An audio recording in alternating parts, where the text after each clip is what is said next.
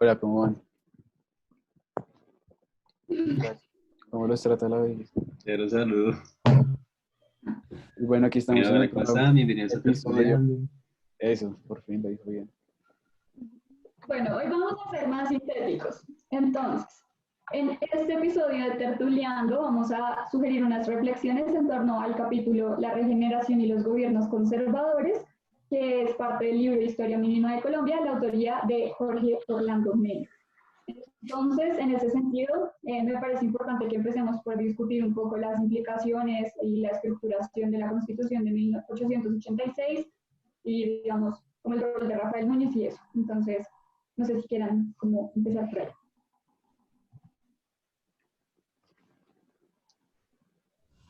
Sí, bueno, pues en primer lugar decir que fue una de las constituciones como más, sí, es que no es la más conservadora y hasta cierto punto retrógrada que ha tenido el país. Es una constitución que vuelve al Estado como católico, una constitución que empieza a quitar muchas de las libertades que ya se habían otorgado previamente en la constitución, creo que del 63. Eh,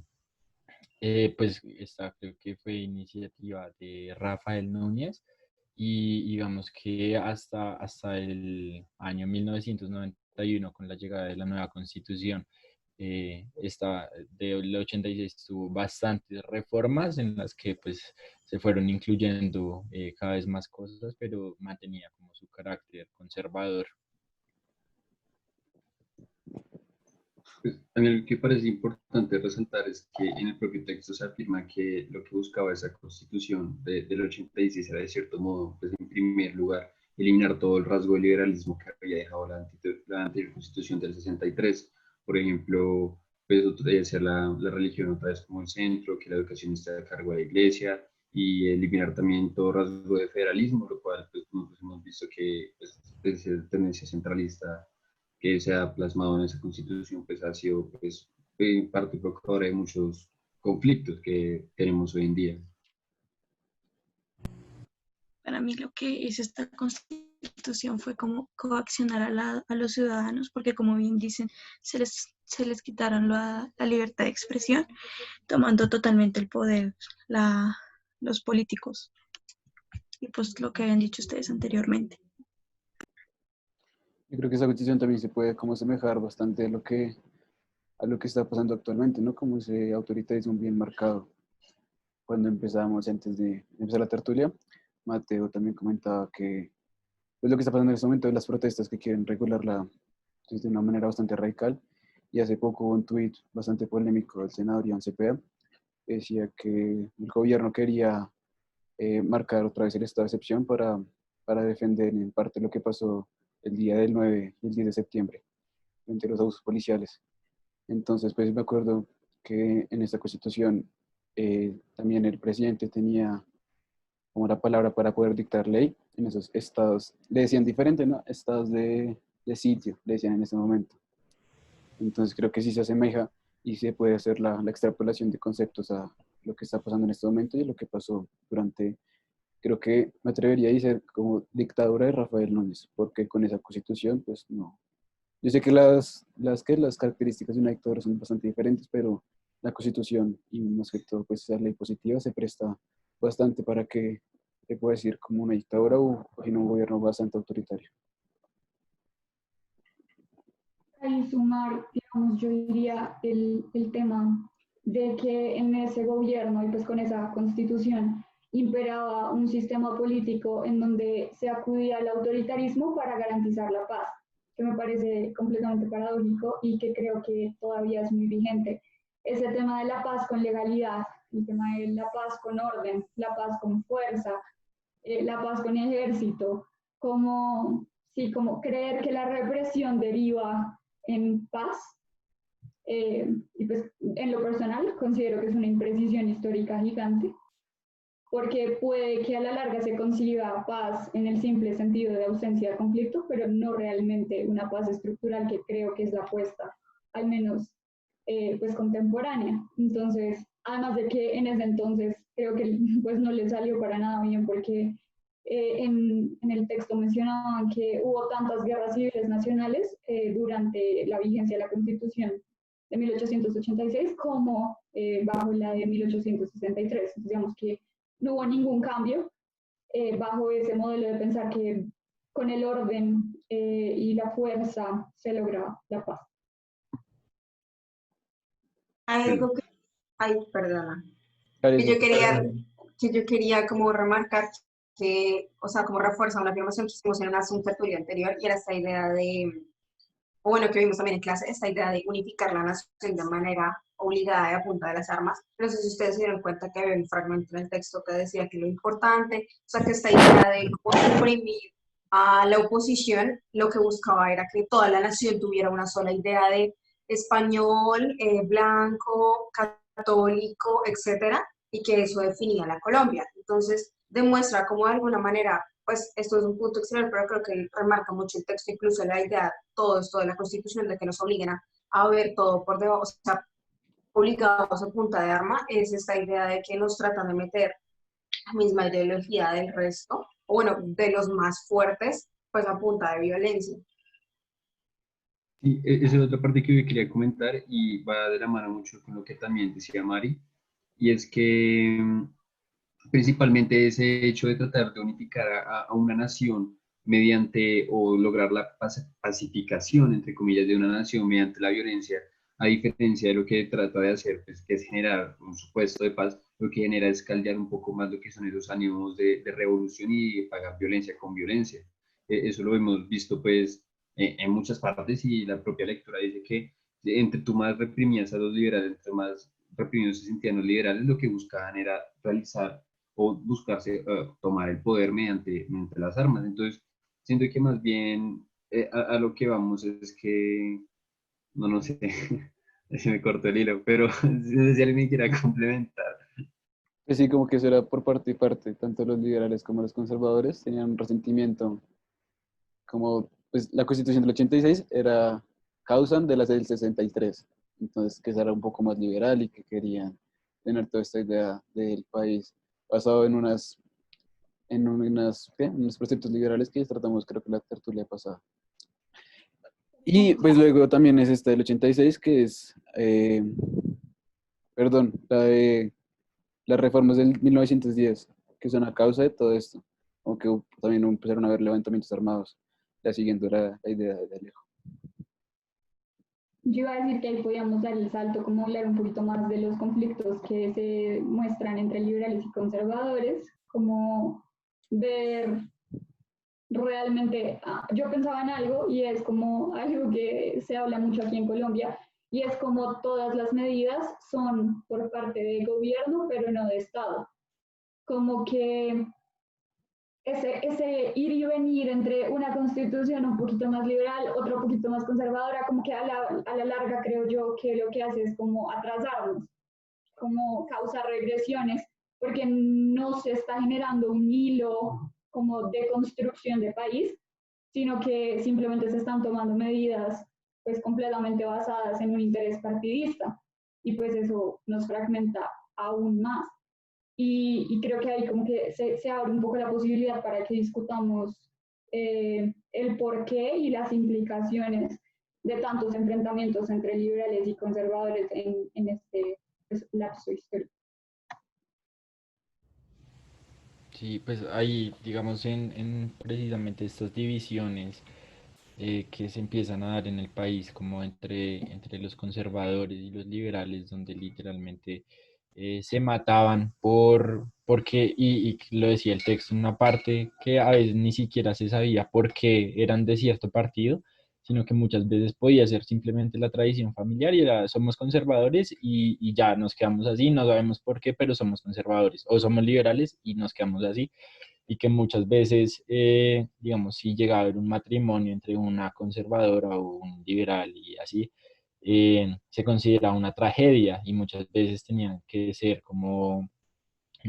desterrados por, de cierto modo, para que no los mataran, eh, pues en general como habían pueblos enteros y eso lo menciona la lectura, que digamos las zonas como más coloniales, por así decirlo, eran las que se caracterizaban por ser más conservadoras, ahí menciona como Boyacá, Cauca y Nariño, mientras que, digamos, regiones como en el Pacífico, creo, y ahí decía que en Bogotá eran como más liberales y no sé, digamos, yo veo que ahí empieza también como esa fragmentación y esa falta de unidad política y social que pues nace, digamos, por estos partidos políticos que muchas veces ni siquiera se sabía por qué eran de tal modo.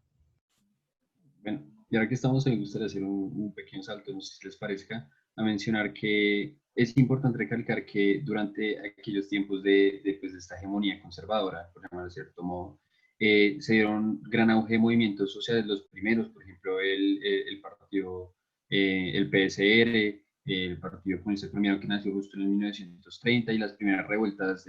las primeras huelgas que se dieron en un gobierno precisamente conservador. Entonces, no sé qué opinan o qué repercusión creen que eso puede tener a día de hoy, porque si podemos, pues, llevando el hilo que habíamos tenido, pues, que hemos llevado durante esta tertulia, se puede decir que es cierto que al tratar los conservadores de erradicar todo rasgo, todo rezago o un poquito de rastro de liberalismo, lo que se busca también no pueden considerar, o sea, no se puede considerar que es, digamos, estigmatizando lo que es la huelga y la protesta social desde el 1900, o sea, desde el principio del siglo. No sé qué piensen ustedes con respecto a ese tema.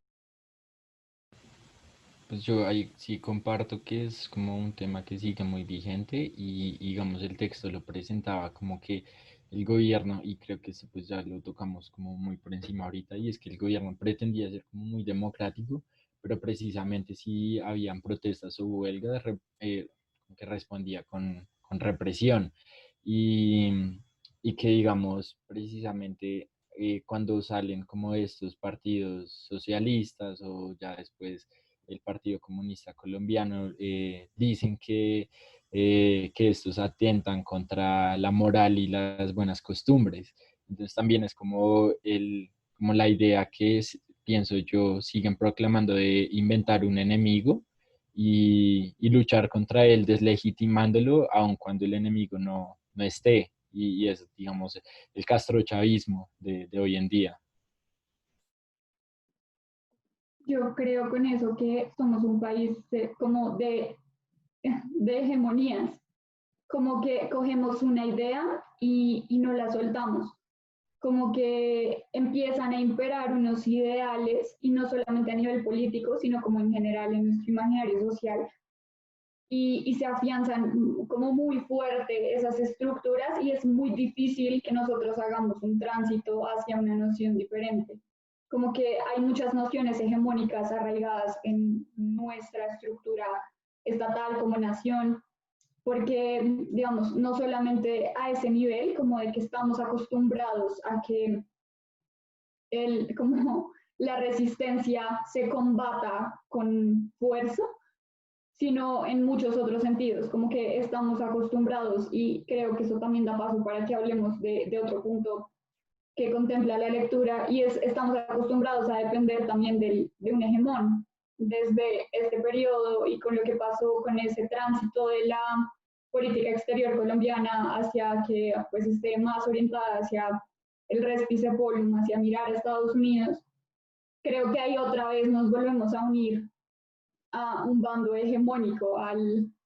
principal actor, al principal hegemón de Occidente. Y, y pues como ese también es un punto muy interesante que analicemos como todo ese cambio lo que implica, ¿no? Como que el principal mercado ya no fuera Inglaterra, sino que para Estados Unidos,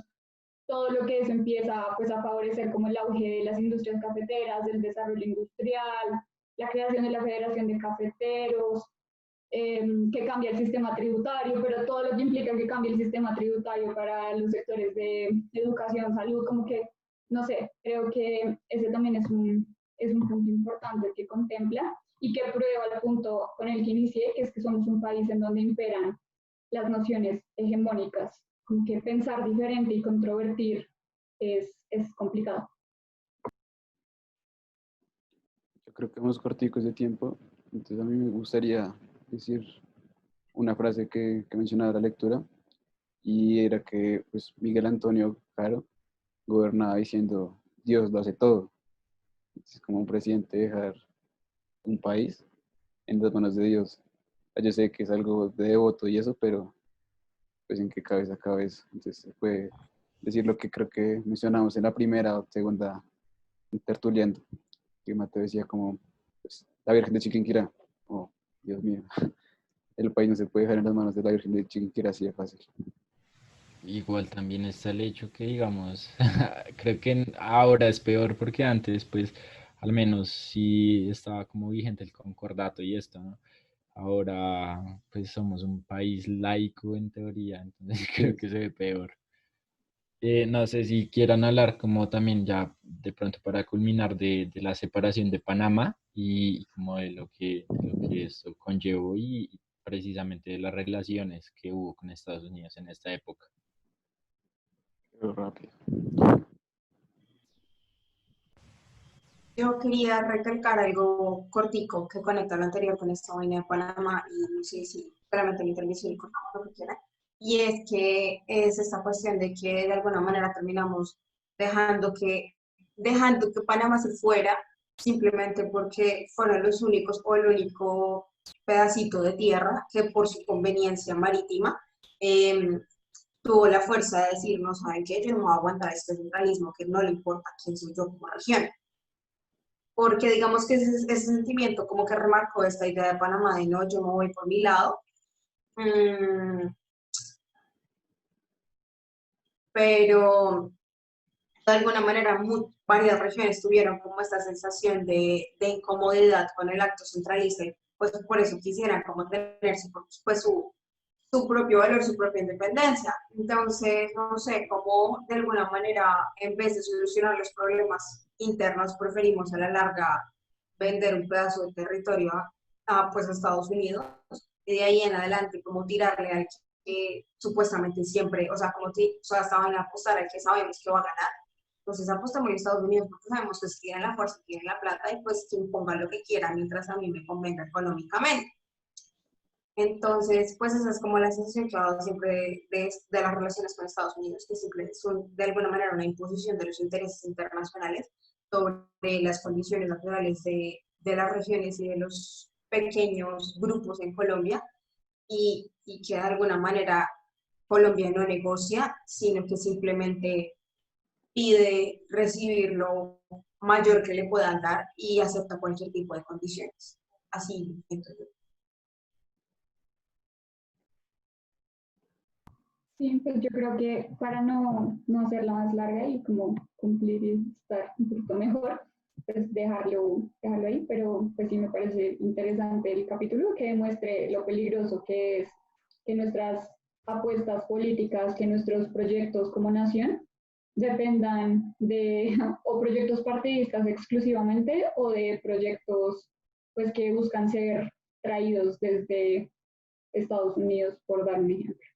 Entonces sí, yo creo que con eso acabamos esta tertulia y pues nos vemos la próxima semana o en 15 días. Lo positivo es que estos fueron como menos de 28 minutos.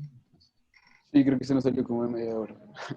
Oh, No, que no salió. Ojalá. Bueno, a todos nuestros viewers. bonificación por cumplir tiempo. Pero Te para Chao. Gracias, Jaime.